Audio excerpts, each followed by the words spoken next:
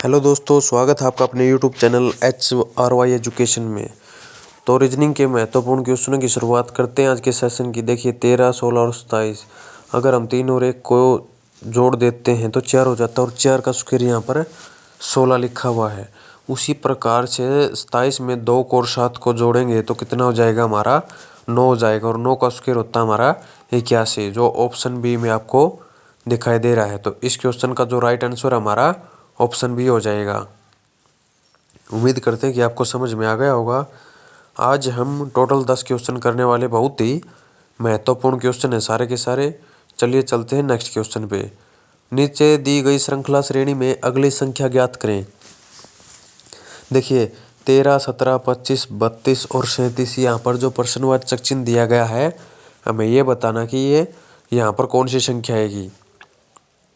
तो देखिए सबसे पहले 13, फिर 17, फिर 25, 32 और 37, इन संख्याओं का सबसे पहले हमें क्या देखना होता है, डिफरेंस। क्योंकि इस प्रकार का कोई भी क्वेश्चन अगर हमें एग्जाम में देखने को मिले तो सबसे पहले हमें इनका डिफरेंस देखते हैं। देखिए 13 से और 17 के बीच में कितने का डिफरेंस है, 13 से 17 तो कितना डिफरेंस है यहाँ पर हमारा +4 का। 17 से 25 की अगर हम बात करें तो यहाँ पर हमारा +8 का है। और 25 से अगर 32 की बात की जाए तो ये कितने का हमारा, तो ये हमारा +7 का है। और अगर यहाँ पर बात की जाए तो ये हमारा +5 का है। अब देखिए पैटर्न में कहीं पर डबल हो रहा है, फिर कहीं पर माइनस हो रहा है, तो कहीं पर फिर आगे भी माइनस हो रहा है। देखिए 4, 8, 7, 5, अगर इस पैटर्न को समझे तो यहाँ पर तो समझ में आता कि 4 का 2 गुना हो गया 8, लेकिन आगे 7 हो गया और उससे आगे 5। तो देखिए एक लॉजिक लगा सकते हैं हम। यहाँ पर 4 का डिफरेंस है, तो देखिए यहाँ पर 13 दे रखा, अगर इन दोनों को जोड़ दिया जाए यानी 1 + 3 को आपस में जोड़ दिया जाए तो कितना हो गया 4। वैसा ही 17 में 1 + 7, वैसा ही 25 में 2 + 5 7 हो गया। यहाँ पर 3 + 2 5 हो गया। सेम पैटर्न हमें आगे वाली संख्या भी फॉलो करना है। 3 और 7 हमारे 10 हो गए, ठीक है। अब 37 में अगर हम 10 को प्लस कर देते हैं तो हमारा आंसर आ जाएगा। तो कितना हो गया, प्रश्नवाचक चिन्ह के स्थान पर 47 आ जाएगा, जो ऑप्शन डी में दिया हुआ है। तो इस क्वेश्चन का हमारा जो राइट आंसर है ऑप्शन डी हो जाएगा। चैनल पर पहली बार है तो चैनल को सब्सक्राइब जरूर करें ताकि आगे आने वाली वीडियो का नोटिफिकेशन आपको जल्द से जल्द मिल सके। चलिए बढ़ते हैं नेक्स्ट क्वेश्चन पे। चलिए चलते हैं नेक्स्ट क्वेश्चन पे। निम्नलिखित विकल्पों में से असंगत विकल्प का चयन कीजिए। यहाँ पर दिया हो आपको 841, 441, 625 और 729। इसमें से क्या है कि 3 संख्याएं आपस में किसी न किसी तरह से एक समान है, लेकिन एक अलग है, और जो अलग है वही हमें बताना है। तो सबसे पहले इस प्रकार के क्वेश्चन को सोल्व करने के लिए आपको स्क्वायर पता होना चाहिए और संख्याओं का क्यूब भी पता होना चाहिए, ठीक है। अब देखिए 841 किसका स्क्वायर है, तो ये 29 का है, ठीक है। 29 का स्क्वायर है। 441 21 का है। 625 की अगर हम बात करें तो 25 का है। और 729 की अगर हम बात करें तो ये 27 का है।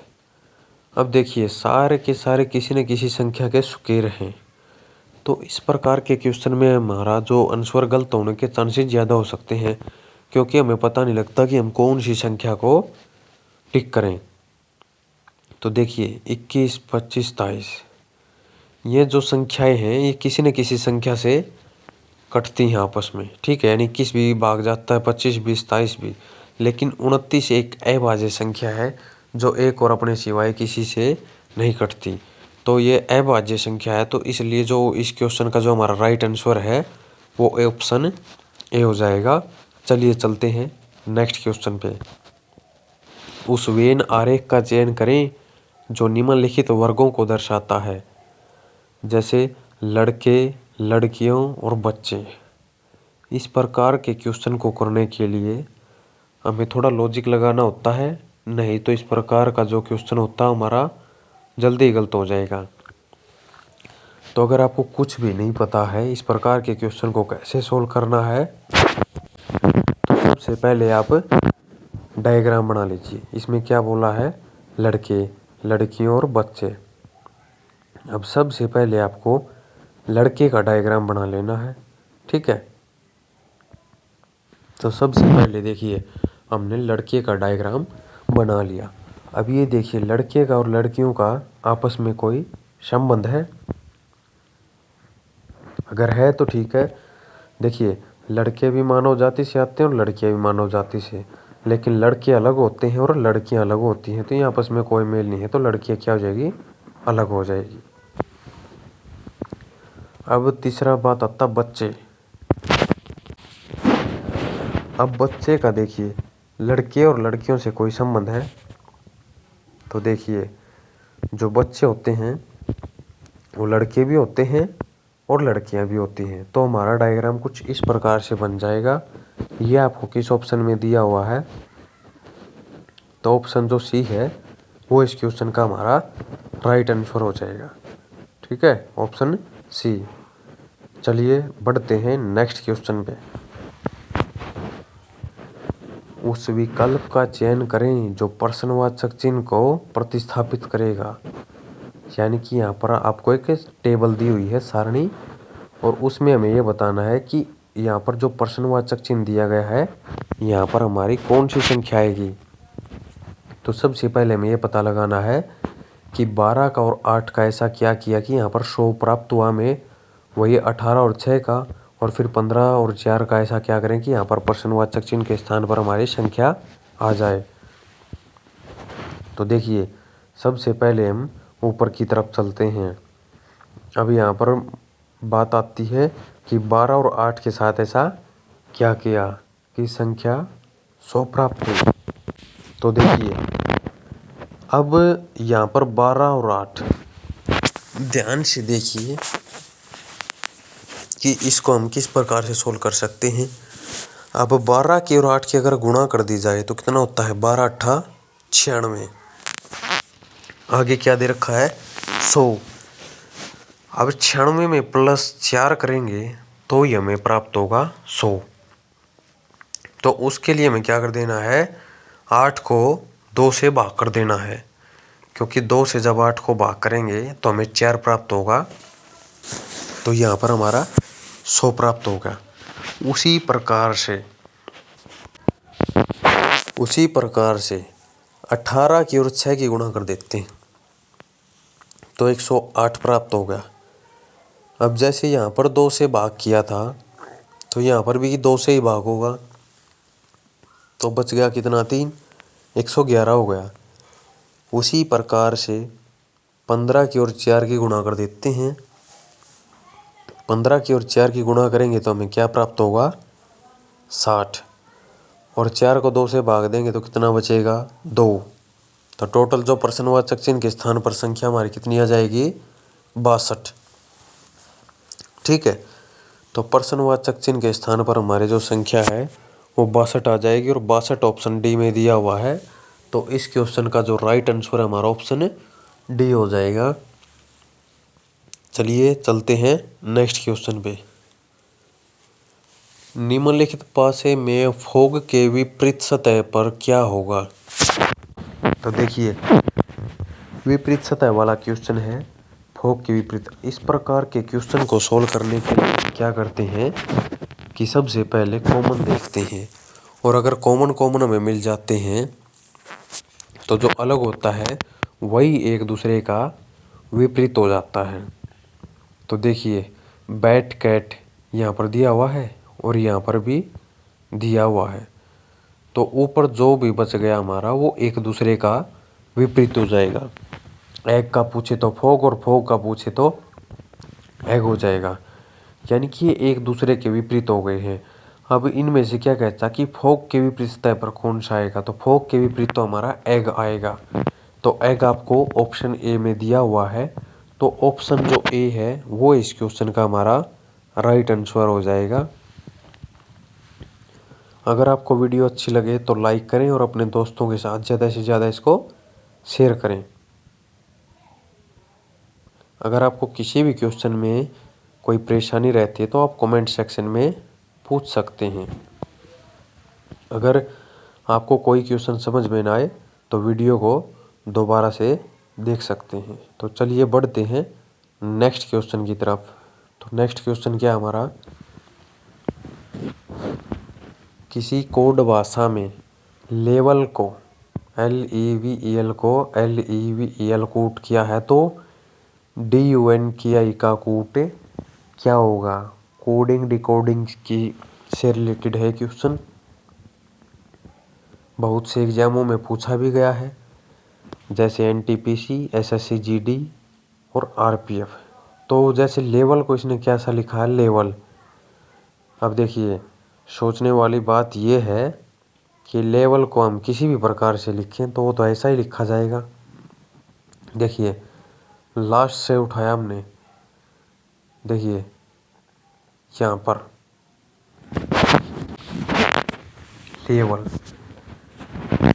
अब इसको किस प्रकार से लिखा गया, देखिए लास्ट वाला, फिर उसके बाद फिर ये E, फिर L, यानी कि सबसे पहले लास्ट वाला, फिर उसके बाद उससे अगला, फिर उससे अगला। तो देखिए यहाँ पर सबसे पहले क्या आएगा, I। अब I आपको सभी ऑप्शन में दिया हुआ है। I के बाद क्या है, K। अब K आपको किस ऑप्शन में दे रखा, ना B में है, ना C में है और ना D में है। तो इस क्वेश्चन का जो राइट आंसर हमारा ऑप्शन ए हो जाएगा। ठीक है, क्योंकि इसको उल्टा करके लिखा है, यानी पीछे से स्टार्ट किया इसमें। तो इस प्रकार से इस क्वेश्चन का राइट आंसर हमारा ऑप्शन ए हो जाएगा। नेक्स्ट क्वेश्चन क्या है, उस विकल्प का चयन करें जिसमें दी गई आकृति सन्निहित है लेकिन इसके अंदर क्या कहा गया कि घुमाने की अनुमति नहीं है। अगर इस आकृति की हम बात करें तो देखिए घुमाने की इसमें बिल्कुल भी अनुमति नहीं है। तो इसको हम कैसे सोल्व कर सकते हैं, ऑप्शन के अकॉर्डिंग हम इसको सोल्व कर सकते हैं। देखिए ऑप्शन ए में ये दिखाई दे रहा है, नहीं है, ऑप्शन ए कट गया। उसके बाद अगर हम बात करें तो ऑप्शन बी, सी की अगर हम बात करें तो सी में तो घुमा रखा है, यहाँ पर भी नहीं होगा, ऑप्शन डी भी नहीं होगा। तो बचा कौन सा हमारा, ऑप्शन बी। तो इस क्वेश्चन का जो राइट आंसर है हमारा ऑप्शन बी हो जाएगा। ठीक है, समझ में आ गया होगा आपको। चलिए बढ़ते हैं नेक्स्ट क्वेश्चन पे। निम्नलिखित श्रृंखला को कौन सा विकल्प पूर्ण करेगा। इस प्रकार के क्वेश्चन को हम बार बार लेके आते हैं और आपको बताते भी, या तो आप इसके जोड़े बनाकर इसको सोल्व कर सकते हैं या आगे पीछे देखकर भी इसको सोल्व कर सकते हैं। तो चलिए चलते हैं। तो इस प्रकार के क्वेश्चन को सोल्व करते हैं। देखिए सी, यहाँ पर डबल ब्लैंक स्पेस, फिर SRCNP। ठीक है, ऐसे चले गए। टोटल हमारे 20 हैं। इसमें आप जोड़े अपने अकॉर्डिंग बना सकते हैं, 2-2 के बनाओ, 4-4 के बनाओ या फिर 5-5 के बनाओ। देखिए सी के बाद कौन सी संख्या आ रही है, सी के बाद कौन सी संख्या यहाँ पर आएगी। तो सी के बाद आपको कौन सी संख्या दिखाई दे रही है यहाँ पर, तो सी के बाद आएगी हमारी n। तो यहाँ पर जो है n आ जाएगा। ABC तीनों में है लेकिन D में नहीं है। ठीक है, और n के बाद क्या रहा हमारा, तो n के बाद क्या रहा हमारा, यहाँ पर तो देखिए n और ये P हो गया। अब P के बाद देखिए CNPSR, CNPSR, CNPSR, CNPSR, CNPSR। तो जो हमारी जो टेबल है ये कंप्लीट हो चुकी है, सरणी, ये श्रृंखला। अब हमें एक एक करके नीचे लिख लेना है ये। ताकि हमारा ऑप्शन गलत ना हो जाए। देखिए तो ये क्या हुआ, NPSRCPNR। ये आपको किस ऑप्शन में दिखाई दे रहा है? तो पीछे जो R है वो आपको ऑप्शन बी में दिखाई दे रहा है। तो इस प्रकार से इस क्वेश्चन का जो राइट आंसर है हमारा ऑप्शन बी हो जाएगा। इस प्रकार का जो क्वेश्चन अगर आपको एग्जाम में देखने को मिले तो आप उसको बिल्कुल भी गलत न करके आए, क्योंकि बड़ा इजीली तरीके से हम इसको सोल्व कर सकते हैं। नेक्स्ट क्वेश्चन है,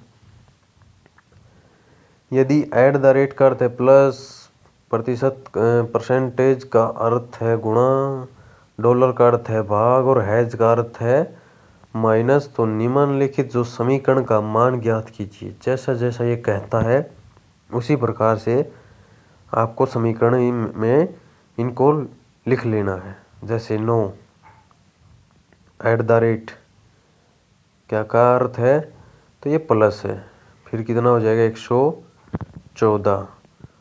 अब इसका क्या अर्थ है, भाग, भाग में कितना आ जाएगा, तो भाग में 19। ठीक है, इसका क्या अर्थ है, गुणा, तो प्रतिशत का अर्थ है गुणा 5। एज का अर्थ क्या है, माइनस, तो माइनस आ जाएगा हमारा 21। अब देखिए इसको सबसे पहले इसको सोल्व करते हैं बोर्ड मस के तरीके से। 19 से काटा तो कितनी बार में 6, सिक्का 114 होगा, गुणा में 5 माइनस 21, 9 प्लस 6 पंजू कितने होते हैं हमारे 30 और माइनस 21। 39 में से 21 जाएगा तो हमारे पास क्या बचेगा, तो 39 में से अगर 21 गया तो हमारे पास बचेगा 18। तो इस क्वेश्चन का राइट आंसर हो जाएगा हमारा ऑप्शन ए 18।